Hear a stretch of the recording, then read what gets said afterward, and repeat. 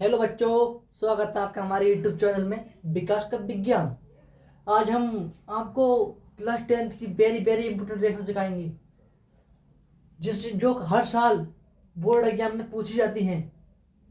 आपने कभी महसूस किया होगा जब आप किसी डिटर्जेंट पाउडर या सरफ को पानी में ऐसे घुमाते हैं, झाग बनाते हैं उसमें, तो आपका हाथ गर्म हो जाता है। क्या आप जानते हैं इसके पीछे क्या कारण है और कैसे होता है ये? आपने बहुत ऐसे महसूस किया होगा, दैनिक जीवन में ये क्रियाएं होती रहती हैं।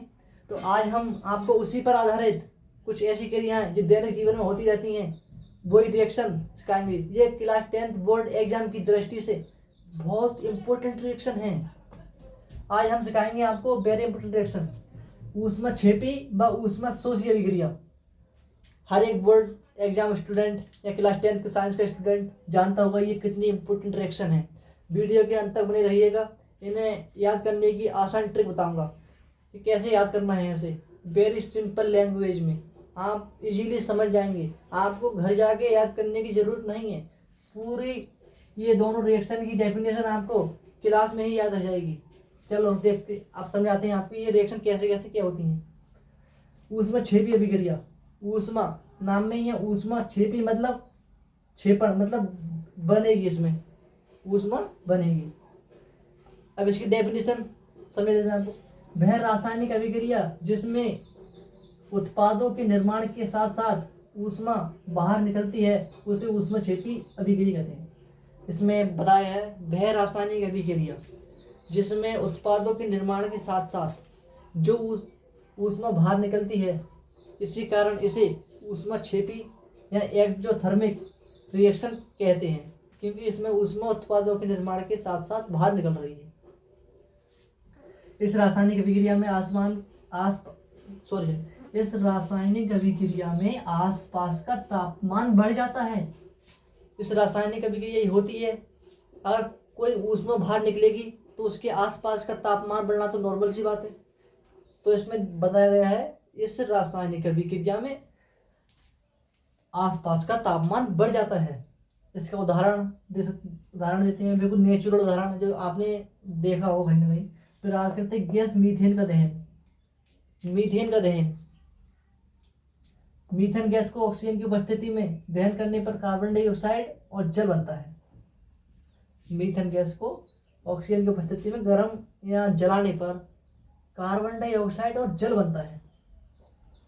इसमें मीथेन एक अणु और ऑक्सीजन के 2 अणु मिलकर एक अणु कार्बन डाइऑक्साइड और 2 अणु जल बनाते हैं, जैसा कि यहाँ दिखाया गया है। वेरी इंपॉर्टेंट रिएक्शन है ये, 2027 बोर्ड एग्जाम में हमेशा पक्का पूछी जाएगी।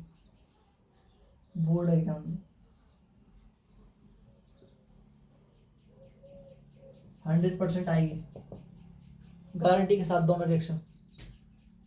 इसमें अगर अंतर बूझे आपसे तो कुछ डरना नहीं है आपको। एक साइड ये रिएक्शन, एक साइड वो रिएक्शन, आपको करके आ जाना है।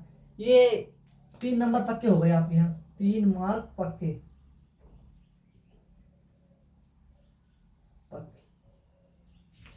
ऊपर भी लिखा है मैंने 100% क्लास 10th विज्ञान का पेपर यहीं से आएगा, मतलब साइंस में जो रिएक्शन है ये यहीं से आएंगे। अब ऊष्मा शोषी अभिक्रिया देखते हैं।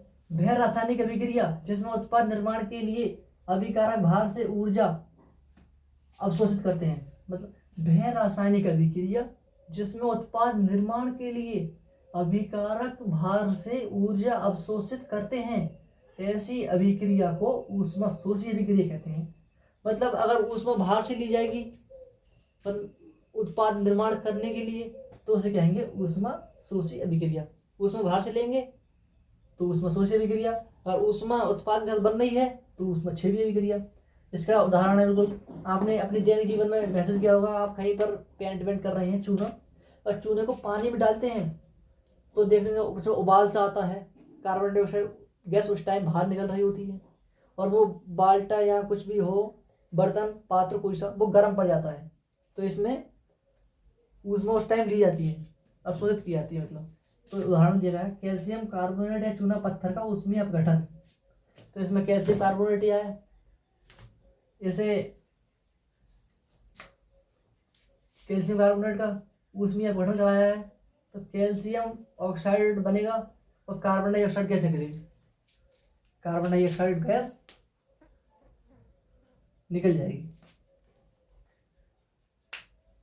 ये करा दिया आपकी दोनों रिएक्शन। बोर्ड एग्जाम की दृष्टि से वेरी इंपॉर्टेंट है ये। अगर इसका नोट सही है तो इसके बायो मिल जाएगा, यहाँ डिस्क्रिप्शन में आपको डाल दूंगा, मैंशन कर दूंगा।